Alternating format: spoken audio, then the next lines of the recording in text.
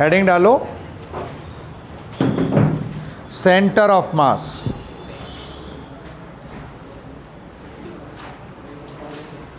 Centre of mass, the point inside or outside of a body, the point inside or outside of a body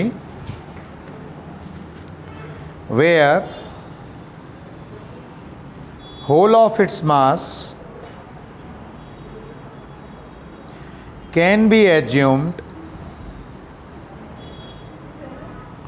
where whole of its mass can be assumed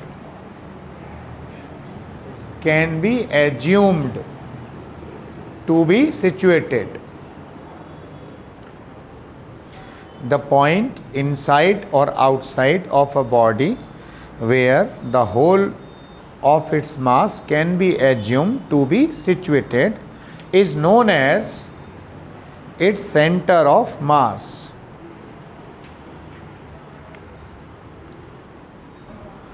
Center of mass.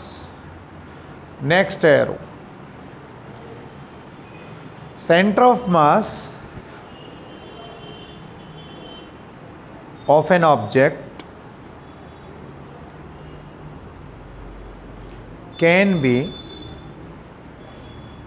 in air also. In air also, completely outside of the body. Completely outside of the body. Okay, next arrow. दो चीज़ें होती हैं बेटा, एक centre of मास और एक centre of gravity. तो हम अब सेंटर ऑफ मास को क्या बोलते हैं, जहाँ पे पूरी बॉडी का मास प्लेस माना जाता है उसको बोलते हैं सेंटर ऑफ मास। अगला तीर बना के लिखिए, the point where whole weight of the body, the point where whole weight of the body can B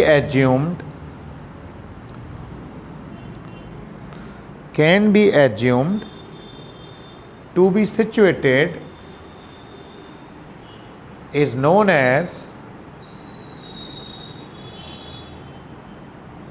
center of gravity।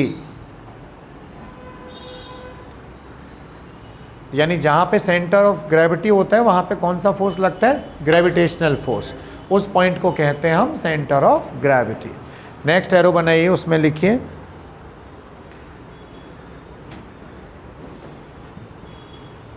to calculate the center of mass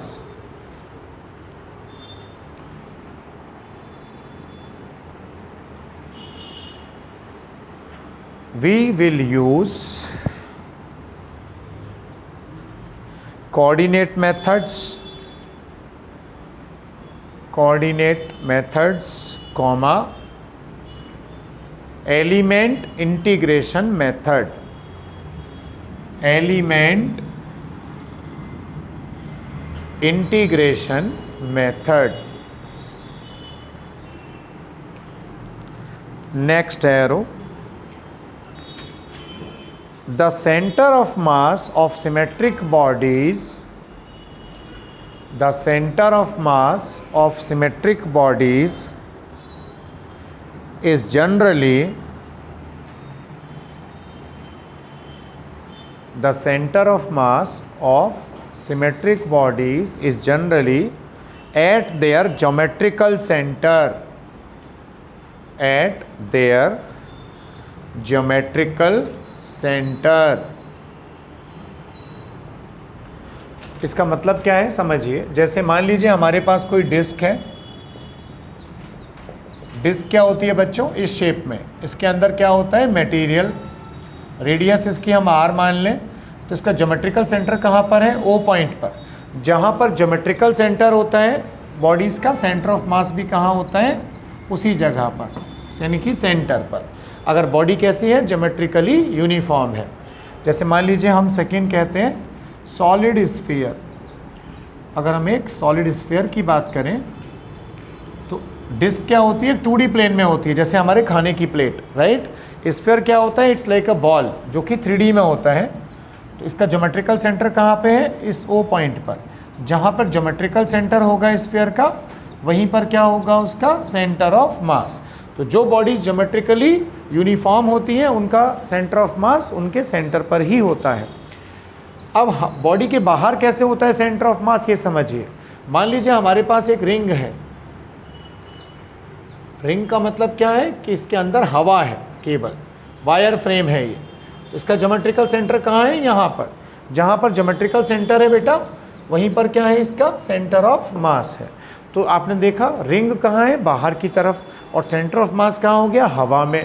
तो इसी को क्या बोलेंगे, इसका सेंटर ऑफ मास। ओके। चौथा देखिए, plate. Plate का मतलब क्या है कि मान लीजिए हमारे पास एक स्क्वायर प्लेट है, इसकी हर साइड A है, यहाँ इसका सेंटर है ज्योमेट्रिकल सेंटर। जहाँ पे ज्योमेट्रिकल सेंटर है प्लेट का, वहीं पर क्या होगा बच्चों, इसका सेंटर ऑफ मास। आई बात समझ में। तो जो बॉडीज यूनिफॉर्म होती हैं, यानी जिनका मास डिस्ट्रीब्यूशन यूनिफॉर्म है, जहाँ पे उनका सेंटर है वहीं पर क्या होता है, उनका centre of mass. Okay. Cube है, मान लीजिए आपने एक क्यूब लिया, नंबर 5 लेते हैं क्यूब। क्यूब की शेप ऐसी होती है बेटा, ये इसका ज्योमेट्रिकल सेंटर हुआ।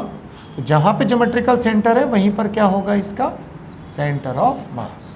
कोई परेशानी इसमें, कॉपी करो इसको। लाइट एक कम जली हुई है क्या,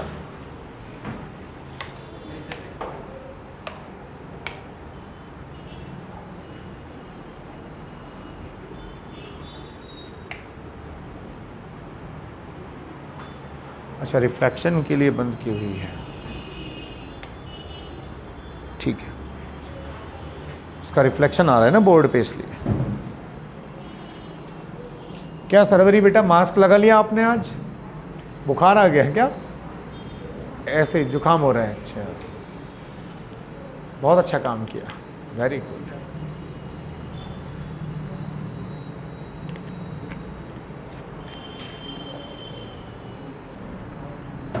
आज अपना वो नहीं आया आदित्य फुलारी, खड़ा है क्या, वो तो मास्क लगा के रहता है हमेशा, फिर भी अच्छा खाना नहीं खा के आया आज। वो दुबला होता जा रहा है बेटा, एक दिन डिसअपियर हो जाएगा, उसको बोल, उसका वजन कम होता जा रहा है।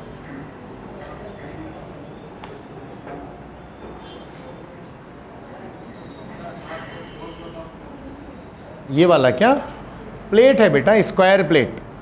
स्क्वायर प्लेट का सेंटर ऑफ मास कहाँ होगा, उसके सेंटर पर। तो जहाँ पे उसका सेंटर है ज्योमेट्रिकल सेंटर, वहीं पर क्या होगा, उसका सेंटर ऑफ मास।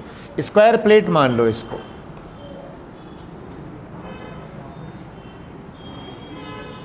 आपने एक्सप्लेन कर दिया, वेरी गुड।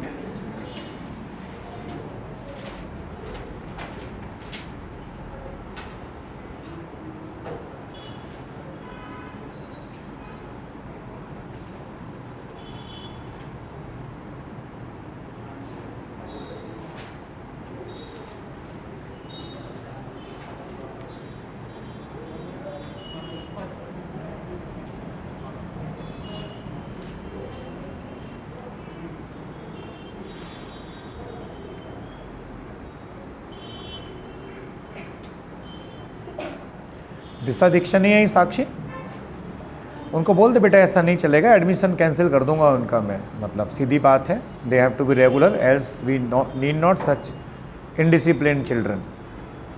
एक दिन आते हैं, 2 दिन नहीं आते, वो डेफिनेटली फेल होने वाली बच्चियां हैं। तो मैं भी नहीं चाहूँगा वो कालिख में अपने मुँह पे पुतवाऊँ कि बच्चा फेल हो गया। आप समझे, उनको सीधा वार्न कर देना, आपको मिले कि सर ने बोला है एडमिशन कैंसिल कर देंगे तुम्हारा, नमस्कार, हिसाब कर लो, कहीं जहाँ भी जाना है वहाँ जाओ। ऐसा नहीं चलेगा। बच्चा भी सिंसियर होना चाहिए भाई, पैसा सब कुछ थोड़ी है। हाँ, तुम्हें मिले तो तुम भी बोल देना एक बार, बाकी मैं तो बोलूँगा ही, उसके फादर से बात करता हूँ आज। तुम्हारी सुनती नहीं है क्या, तुम बात नहीं करते हो, झगड़ा हो गया है क्या, बस बात नहीं करते हो।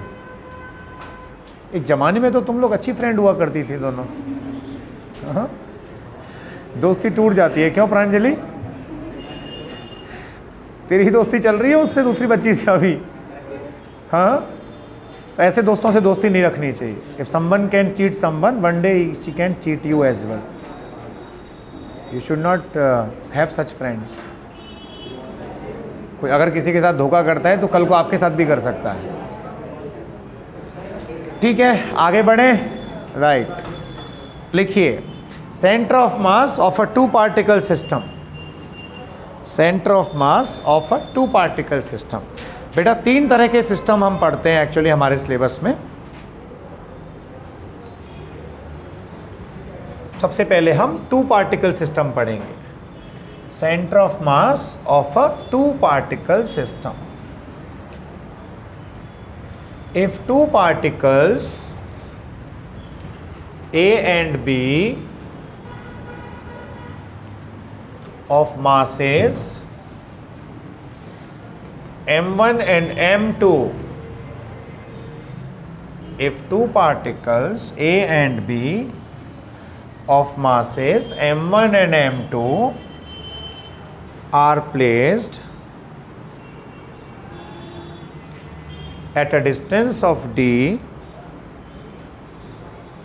at a distance of d और small r, ऐसा लिखना small r, then the center of mass will be closer to the object, closer to the object with mass of large value, mass of large value. Right, next arrow मैं समझाता हूँ पूरा, आप लिखिए पहले. Centre of mass is the point, center of mass is the point about which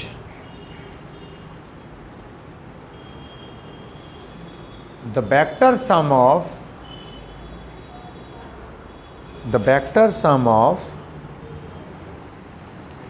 movement of masses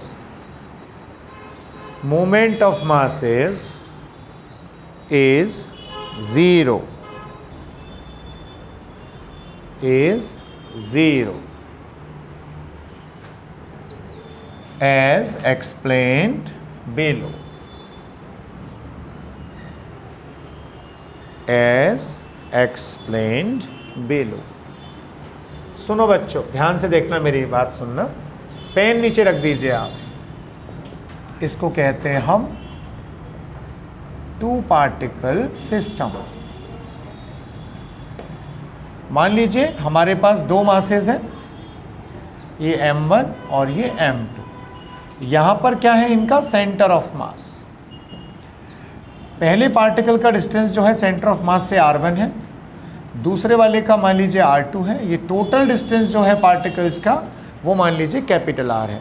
centre of मास की एक property होती है, जितने भी पार्टिकल्स का आप मास निकाल रहे हैं, ओके, उसके अबाउट जितने भी मासेस हैं सबका मूवमेंट जो है, मूवमेंट का मतलब होता है mass into distance from the centre of mass, वो 0 होता है. m1r1 plus m2r2 is equal to 0. This is like a property you should learn. यानी सेंटर ऑफ मास के रिस्पेक्ट में इसकी पोजीशन क्या है, r1. तो m1r1 प्लस m2r2, इसको कहते हैं मूवमेंट. मूवमेंट का मतलब मास into distance from the centre of mass. वो एडिशन क्या मिलेगा, 0. तो यहाँ से हमें क्या मिलेगा, m1r1 is equal to minus m2r2. अगर हम मैग्नीट्यूड की बात करें तो दोनों की मैग्नीट्यूड क्या होगी, सेम. यानी हम ये कह सकते हैं कि product of mass into distance from the centre of mass of any object is constant. तो यहाँ से क्या मिलेगा हमें, r is inversely proportional to m. इसका मतलब जिसका मास कम होगा सेंटर ऑफ मास की डिस्टेंस वहाँ से ज़्यादा होगी, और जिसका मास ज़्यादा होगा सेंटर ऑफ मास की डिस्टेंस वहाँ से कम होगी. यानी सेंटर ऑफ मास क्या होगा, हैवी ऑब्जेक्ट के क्लोज होगा. भाई मास बढ़ गया तो distance from the centre of mass r क्या हो गया, कम, because it is inversely proportional. यानी कि सेंटर ऑफ मास कहाँ होता है, भारी ऑब्जेक्ट के पास में होता है। ओके, जैसे ऐसा मानिए हमारा अर्थ और मून सिस्टम ले लीजिए आप, ये अर्थ है, ये छोटा सा मून है, सेंटर ऑफ मास क्या मिड में होगा, नो, किसके क्लोज होगा, अर्थ के। अगर हम अर्थ और सन का सिस्टम ले लें तो अब किसके क्लोज होगा, सन के। आई बात समझ में, means distance of centre of mass is inversely proportional to mass of the object. Object is heavier, distance of center of mass is less, so it is close to the heavier object. Okay, अब सुनिए, so here what we are having, R is R1 plus R2 as well as M1 R1 is M2 R2. So from here if I eliminate the R2, use it in the second,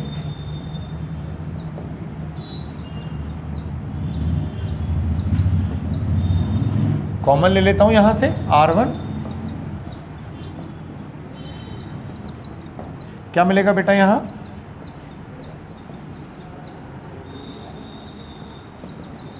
तो R1 कितना आएगा, M2R upon M1 plus M2. This is the distance of center of mass from the first object. And from the third equation, what is the R2? ये क्या है, R1. R1 की value लगाओ यहां से,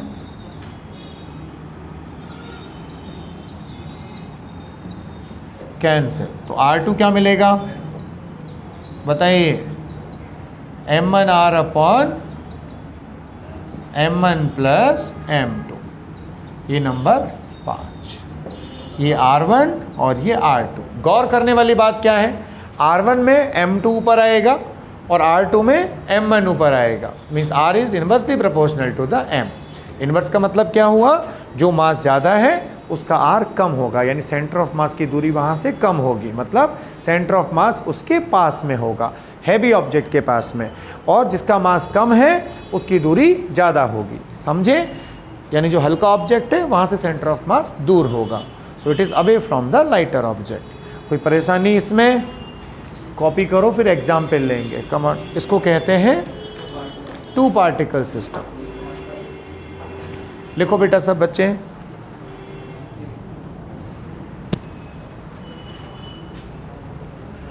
साक्षी का झगड़ा हो गया उन दोनों से किसी बात को लेके, अच्छा उन्होंने ही बंद कर दिया है बेटा, एक फ्रेंडशिप कार्ड दे दे या फ्रेंडशिप बैंड दे दे उसको, मान जाएगी, नहीं मानेगी, ओके।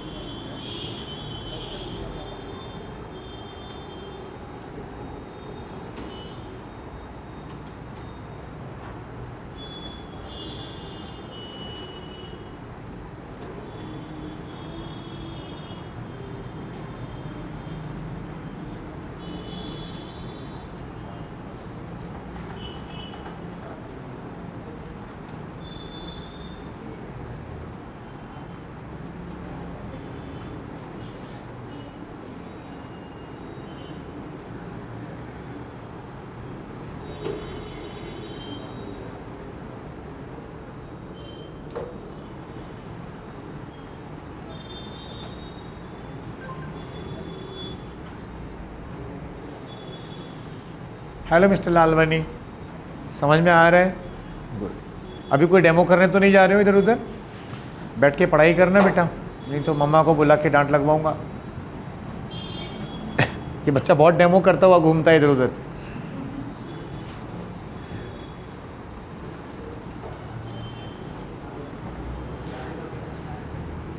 आजकल वो कहाँ गया जो डेमो बच्चा था? उससे मुलाकात नहीं है क्या? मुझे लगता है उसका कोर्स खत्म हो गया।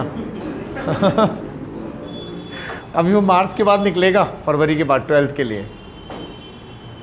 उसको भी 2 महीने में सल्टा देगा वो डेमो करके। सार्थक कॉन्सेप्ट अच्छा है वैसे यार, you can adopt it. Do you believe in all this? It's not right and worth. क्या आविष्कार जी समझ में आया?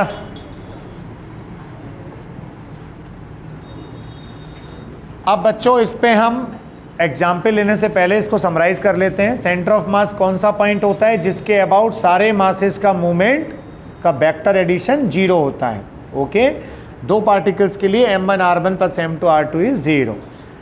दूसरी चीज क्या कंक्लूजन आता है यहां से कि centre of mass is closer to the heavy object. जिसका मास ज़्यादा उसका सेंटर ऑफ मास से दूरी कम होती है। ओके, होती कैसे है? If total distances are r1 is m2 r upon m1 plus m2 whereas r2 is m1 r upon m1 plus m2। Example लिखिए अब एक। For the given mass system, for the given mass system find the values of R1 and R2 for the given mass system. Find the values of R1 and R2। Surendra इसमें से marker निकालो एक। मान लीजिए question ये आया हमारे exam में कि भाई ये 6 किलो का है और ये मास 4 किलो का है। दोनों के बीच का जो डिस्टेंस है वो मान लीजिए 80 मीटर्स है। So where is the centre of mass? Find the R1 and find the R2। तो इसको कैसे करेंगे बताइए? पहला मास क्या हुआ? 6 kg। दूसरा कौन सा है बेटा? 4 kg। तो R1 क्या होगा? एज पर द फॉर्मूला इसको पहले M1 मान लो। इट डिपेंड्स कि आप M1 किसको मानते हैं, M2 किसको। ट्रेडिशनल है जो ज़्यादा होता है बेटा उसको अक्सर आप M1 मान लीजिए। ओके, और जो कम है उसको आप क्या मानिए? M2। तो क्या मिलेगा यहाँ से? M2 बोले तो 4 × 80 M1 प्लस M2 कितना आया? 32 metre. And R2 is being this. तो क्या होगा? यहाँ से डिस्टेंस M1 कितना है? 6। टोटल गैप कितना है? 80। R1 प्लस R2 क्या मिला? 6 × 80 अपॉन 10 48 मीटर। अगर मैं चाहता तो डायरेक्ट भी कर सकता था। अगर ये 32 है तो ये कितना बचेगा? 80 - 32 यानी कि 48। ओके, सेंटर ऑफ मास किसके पास आया बताइए? 32 मीटर है। किससे? 6 kg के पास। तो hence prove that centre of mass is closer to the heavier object and away from the lighter object. Okay, copy करो बच्चे।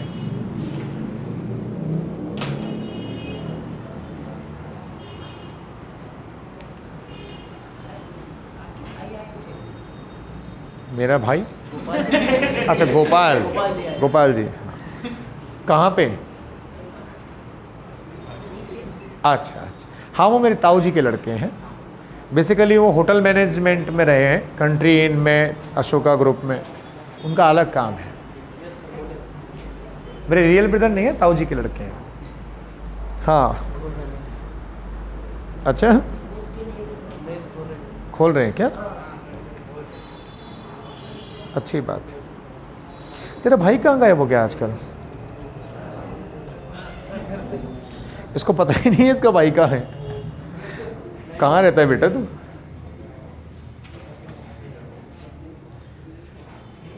रसिका आज दुर्गा नहीं आई, बोल के गई थी वो मुझे। ठीक है, तो ये क्या है बच्चों अपना टू पार्टिकल सिस्टम। अब हम लेंगे multi particle system, second type of centre of mass, multi particle system. जैसा आप नाम से महसूस कर सकते हैं, मल्टी पार्टिकल यानी इसमें क्या होंगे बच्चों, बहुत सारे पार्टिकल होंगे। लिखिए, when in a system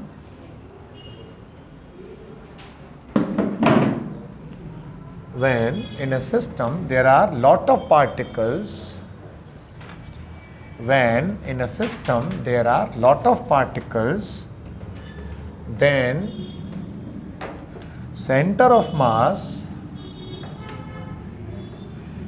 can be calculated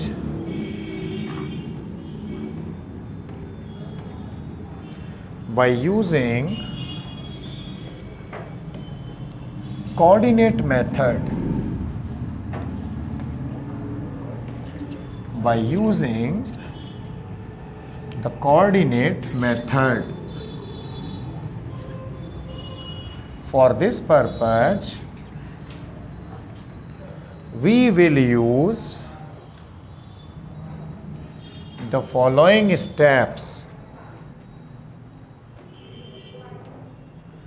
Number 1,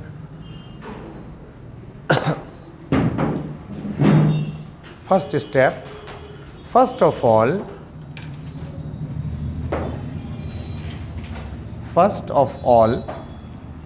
write the coordinates,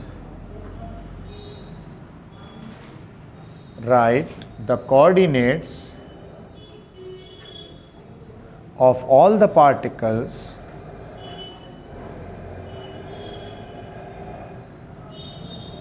and then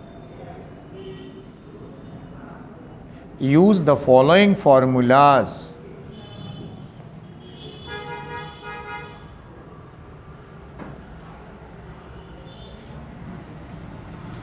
Number 1,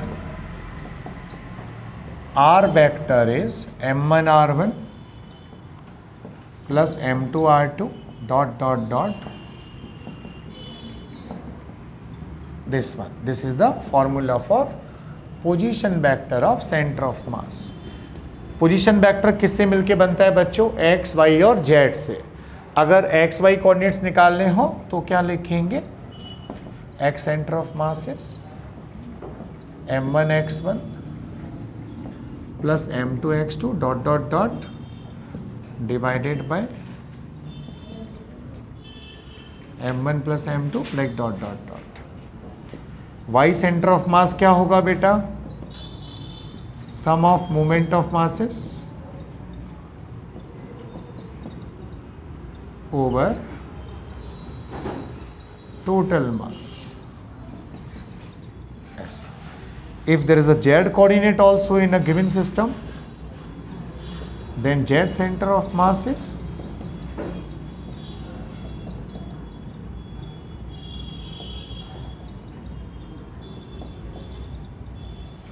ये इसके 3 फॉर्मूलाज आपको ध्यान रखने हैं। पहला वाला पोजीशन वेक्टर की टर्म में है, दूसरा वाला एक्स वाई और जेड तीनों के लिए अलग अलग अगर कोऑर्डिनेट्स दे रखे हैं तो।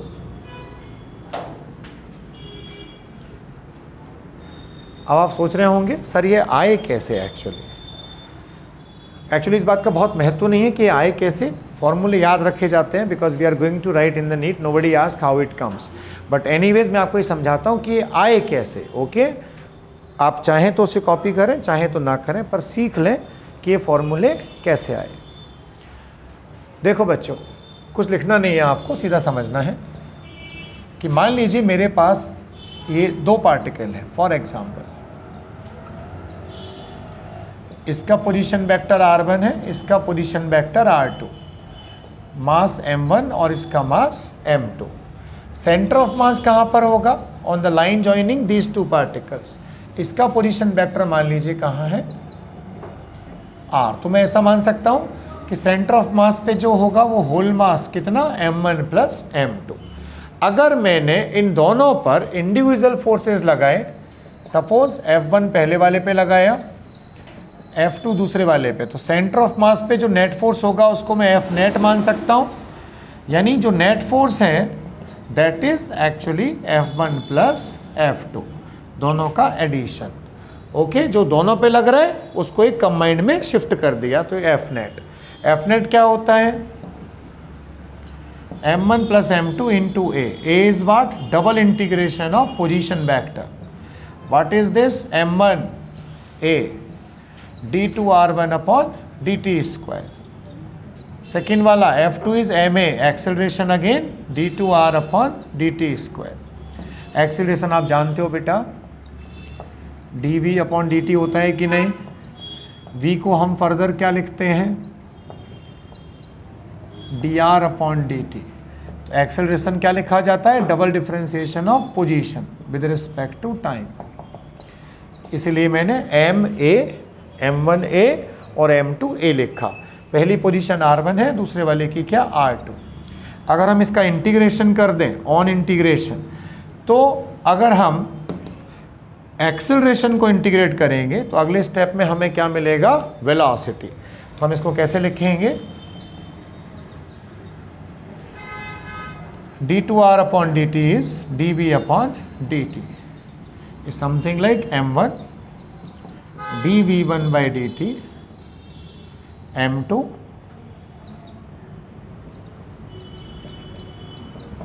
dv by dt। is this or not? right। फिर से इंटीग्रेशन कर दीजिए, तो जब आप इसको फिर से इंटीग्रेट करेंगे तो आपको मिलेगी position, that will be what? m1 r1 plus m2 r2। तो यहां से क्या मिला मुझे बताइए? सेकेंड इक्वेशन से r वेक्टर इज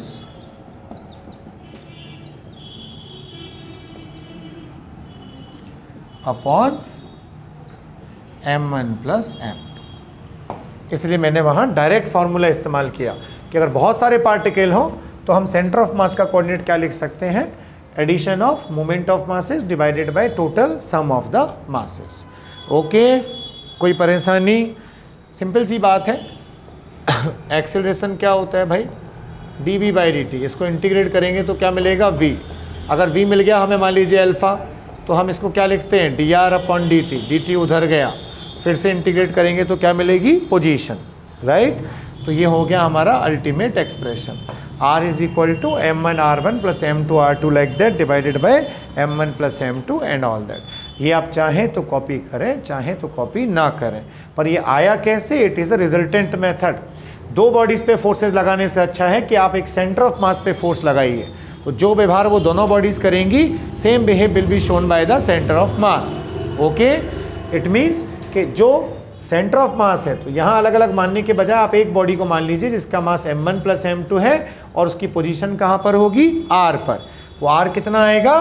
इतना। कॉपी करो इसको। कॉपी करना चाहोगे? कर लो, लिख लो, प्रूफ करके लिख लो यार, काम आ जाएगा कभी। 5 मिनट आपके लिए, मर्जी आपकी है। कई बार बच्चे कहते हैं सर ये आया कैसे?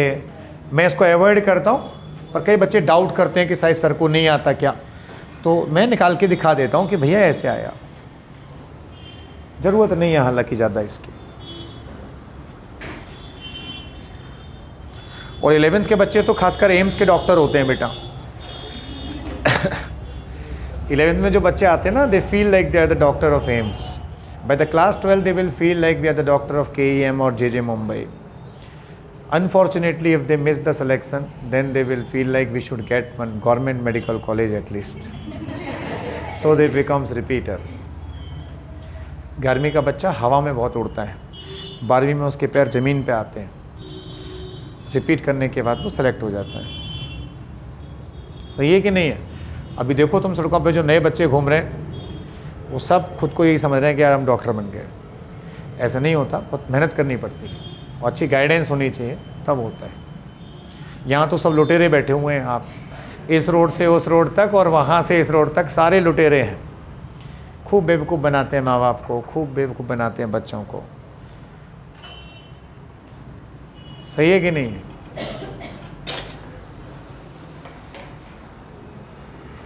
अब आप सोच रहे होंगे कि सर इस पे क्वेश्चन कैसे आएगा, वो मैं बताऊंगा। आज तेरा साथीदार कहाँ है भाई? बात हुई उससे? उधर आया था क्या बायो में? वहाँ भी नहीं आया, तो जरूर उसकी तबीयत खराब होगी ऐसा लगता है। धर्माबाद गया हुआ है क्या? क्यों, क्या काम है वहाँ? शादी है क्या? अच्छा, ऐसे शादी का इशारा होता है क्या? मंगलम भगवान विष्णु मंगलम गरुड़ध्वजा, सही बात है।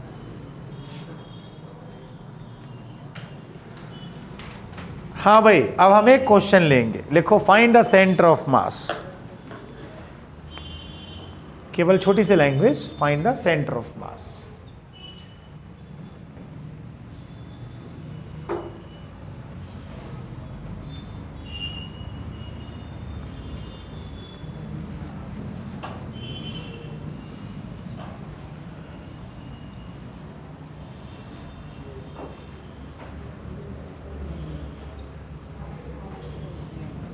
देखो बच्चों, मान लो हमारे पास 4 पार्टिकल थे। यहां ओरिजिन पे था एक, इसका मास 1 kg था। यहां पे था एक 2 किलोग्राम वाला, और यहां पे भी 2 पार्टिकल हैं, ये 3 किलो का, ये 4 किलो का। इनको हमने एक लाइक स्क्वायर की साइड्स पे अरेंज किया है, जिसकी हर साइड को आप मान सकते हैं 2 मीटर्स। तो हमसे पूछा गया सेंटर ऑफ मास के कोऑर्डिनेट बताओ कि इन चारों बॉडीज का सेंटर ऑफ मास कहां पर होगा। तो कैसे निकालें? अभी अभी हमने आपको तरीका बताया। एग्जाम्पल, सबसे पहले हम क्या करेंगे, जितनी भी बॉडीज हैं उनके कोऑर्डिनेट्स लिखेंगे। बेटा ये 2 पार्टिकल सिस्टम तो है नहीं, इसमें 4 पार्टिकल हैं, तो कैसा सिस्टम बन गया? It's a multi particle system. So and all are the point masses, सबके कोऑर्डिनेट लिखो। ये ओरिजिन पे है तो इसके कोऑर्डिनेट 0,0। ये लेंथ 2 है, y में कुछ हाइट तो है नहीं, इसके 2,0। ये 2, ये 2, 2,2। इसका x 0, केवल हाइट है इसकी 0,2। समझ में आई बात? तो हमें सारे कोऑर्डिनेट्स मिल गए। अब हम क्या करेंगे? सबसे पहले x सेंटर ऑफ मास क्या लिखेंगे बेटा? m1 x1 1 into 0 plus m2 x2 plus m3 x3 m4 x4 divided by whole mass. जरा रिड्यूस करिए तो 0 प्लस 4 प्लस 6 प्लस 0,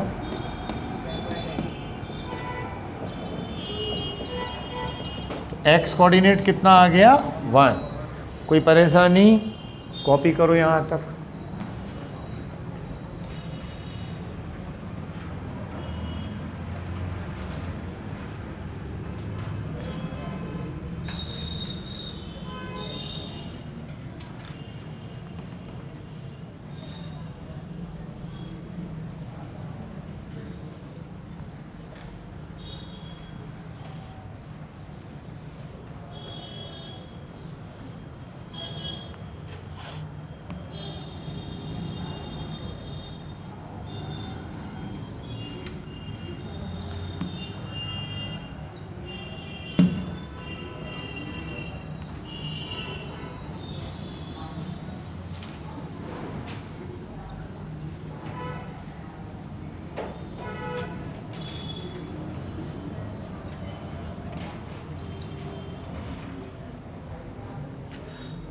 अब हमें चाहिए बच्चों y coordinate.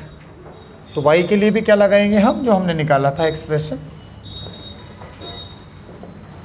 m1 y1 plus m2 y2 plus m3 y3 plus m4 y4 over total मास तो हमें पता है 10, कितना आया,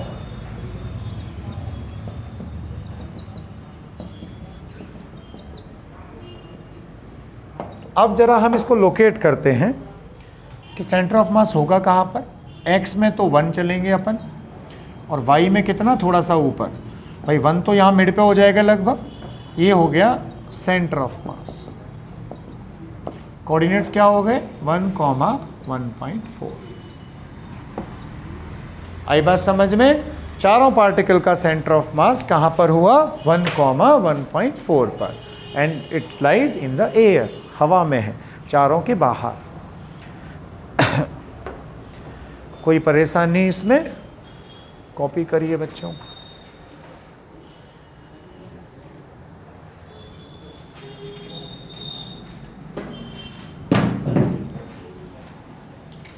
दे बेटा, किसी बच्चे का ही फोन होगा यार।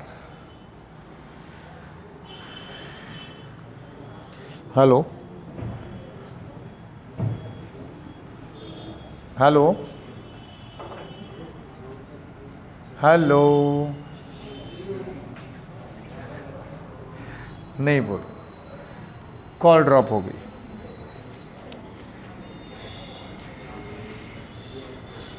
कई बच्चे तो ऐसे बोलते हैं, हाँ हेलो सर, जैसे कहीं आग लग गई हो। घबराए हुए से बोलते हैं। कॉपी करो ये x और y कोऑर्डिनेट। अब लिखो अगला सवाल।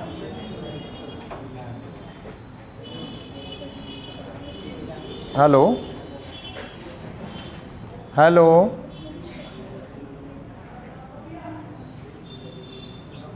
रहने दो, लगता है माइक खराब है बच्चे के फ़ोन का। अब हम लेंगे एक ऐसा सिस्टम जो ट्रायंगुलर शेप में है, उसका हमें निकालना है COM। तो आप ये समझिए, कोऑर्डिनेट्स अगर आपने लिख लिए तो आप आधी जंग वैसे ही जीत जाते हैं। एक इक्विलेटरल ट्रायंगल दे रहा हूँ मैं आपको, और इसके वर्टेक्स पे 3 बॉडीज रखी हैं। आपको निकालना है उसका सेंटर ऑफ मास। देखो बच्चों,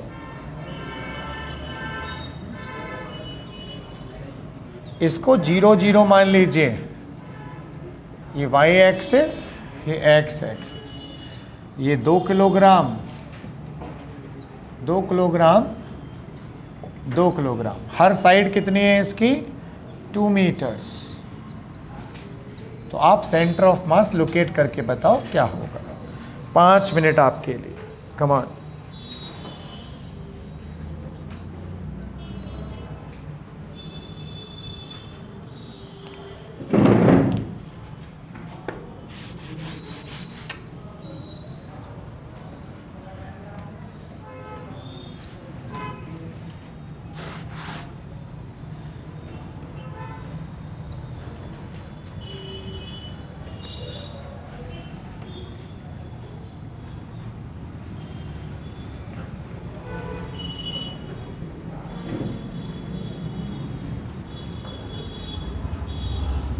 हेलो,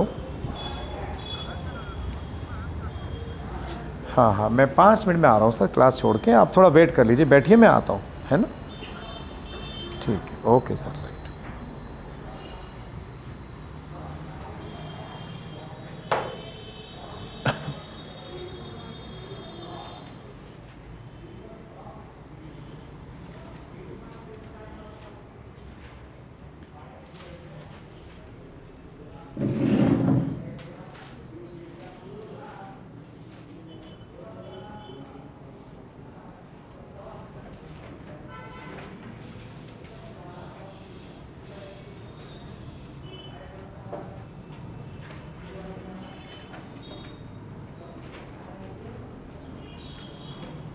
हो गया, ठीक है बेटा। तुम्हारा फॉर्म वॉर्म भर दिया तुमने क्या? कौन नहीं है, कौन? पापा? कोई बात नहीं, पापा से तो बात हो जाएगी। फॉर्म भर दिया कि नहीं भरा तुमने? आपके फॉर्म और फोटोग्राफ्स, कितने बच्चों के फोटो नहीं आया अभी तक? आपने नहीं दिए अभी तक? तो बेटा आपके फोटोग्राफ्स आप कल लेके आएंगे, सभी बच्चों के। आप लिख लो हाथ पे, कल फोटो लाना है। Tomorrow we have to bring the photographs. आपकी फाइल कंप्लीट करना ज़रूरी है। एक्चुअली क्या, मैं पढ़ाने में बिजी रहता हूँ, ऑफिशियल एक्टिविटी मंथन को दी हुई है, बट आई फील उसको भी मुझे बोलना पड़ेगा, he is not watching it properly. So आपके एप्लीकेशन फॉर्म्स और आपके फ़ोटोग्राफ्स वो आप उसमें लगा के दें हमको, ठीक है। कोई बात नहीं बेटे, तो आराम से मस्त पढ़ाई कर, बिल्कुल टेंशन मत ले। पर एक्चुअली मैं उस इवेंट से बहुत हर्ट हुआ था, इस वजह से। आपके पापा आ जाए मिलने सहूलियत से, मुझे कोई दिक्कत नहीं है, ठीक है। संडे को मिलेंगे, आराम से बोल देना पापा को, कोई दिक्कत नहीं है ना। या शाम को आए पापा तो फ़ोन करके आ जाएं एक बार। और बाकी सब बच्चे तुम फ़ोटो लाओगे बेटा, क्योंकि तुम डॉक्टर बनने के बाद फ़ोटो देने के पैसे लेते हो, राइट। बड़ी दिक्कत आती है, बच्चों के पीछे भागना पड़ता है फ़ोटो लेने के लिए, इसलिए मेहनत हम करते हैं, सेलेक्ट होने के बाद बच्चा हमें घुमाता है। तो बेटर ये है हम बच्चे को घुमाएं पहले, सबसे पहला काम ही होना चाहिए। तो कल मैं फाइल देख रहा था, तो में से काफ़ी कम बच्चों के फ़ोटोग्राफ हमारे पास हैं। मंथन को मैं बोल दूंगा, वैष्णवी को भी, आप फ़ोटोग्राफ्स डिपॉजिट कराएं, ठीक है। बाकी फिर चिंता मुझ पे छोड़ दें, आप सेलेक्ट हो जाएंगे, डोंट वरी। 0,0 इसका कोऑर्डिनेट कितना बेटा, 2,0। प्रॉब्लम कहाँ पे इसके कोऑर्डिनेट लिखने में आती है बच्चों को, भाई ये पूरा 2 मीटर है। हाँ जी, कौन, वैष्णवी इधर आओ 1 मिनट बेटा। ऐसा है, कल इन बच्चों की फाइल रेडी करके चाहिए मुझे शाम तक। हाँ, क्लास में आने ही मत दो और बाहर जाने मत दो, लॉक लगाओ नीचे का। जब बीच में घूमेगा बच्चा अपने आप समझ में आएगा उसको। कल बेटा लिख लो, मैं फिर कह रहा हूँ, डायरी है तो डायरी में लिख लो सबके फ़ोटोग्राफ, सबके एप्लीकेशन फॉर्म। कल शाम तक इनकी फ़ाइल कंप्लीट करिए आप, ओके। जिससे क्या स्टेटस समझ में आए मुझे भी, ठीक है। 2 मिनट छोड़ रहा हूँ, फिर आप बात कर लेना। ये क्या है, 1 है बेटा, ये भी 1 है। ये एंगल कितना होता है एक्चुअली, 60 डिग्रीज। तो ये होगा अपना 1 cos 60। ये हाइट कितनी होगी, 1 sin 60। y कितना आएगा, 1 sin 60, बोले तो √3/2। इज दिस और नॉट। x कोऑर्डिनेट हो गया बेटा 1 और y कितना हुआ, √3/2। इज दिस और not. So x centre of mass क्या होगा, m1 x1। सुनते नहीं हो भाई तुम लोग, हाँ सुना करो यार बच्चों। m2 x2 plus m3 x3 upon 2 और 2 4 और 2 6। कितना आया बेटा, हाँ शाबाश, कितना अच्छा आंसर दिया आपने, वेरी गुड। अगर हमें y सेंटर ऑफ मास चाहिए तो क्या करेंगे बेटा, m1 y1, first one is 0, m2 y2 that is again 0, m3 y3 that is 2 √3/2 divided by 6। So what does it mean, √3/6 metres. तो जो सेंटर ऑफ मास है, अगर उसको हम यहाँ माने लगभग, कोऑर्डिनेट्स क्या हुए इसके, 1, √3/6। ओके बच्चों, कॉपी करो, बैग पैक करो, घर जाओ। कल फोटो ले आना और ये अपना फॉर्म भर के लाना। तुम्हारी असाइनमेंट इसकी रेडी है। कोलिजन ऑलमोस्ट हमने 60% कवर किया है। अभी भी लाइन ऑफ इम्पैक्ट और इंक्लाइन प्लेन के केसेस बाकी हैं, उसको हम आने वाले टाइम में कंप्लीट करेंगे। मतलब ये चैप्टर अपना 14 जनवरी तक होगा, संक्रांति तक, ठीक है। Thank you very much.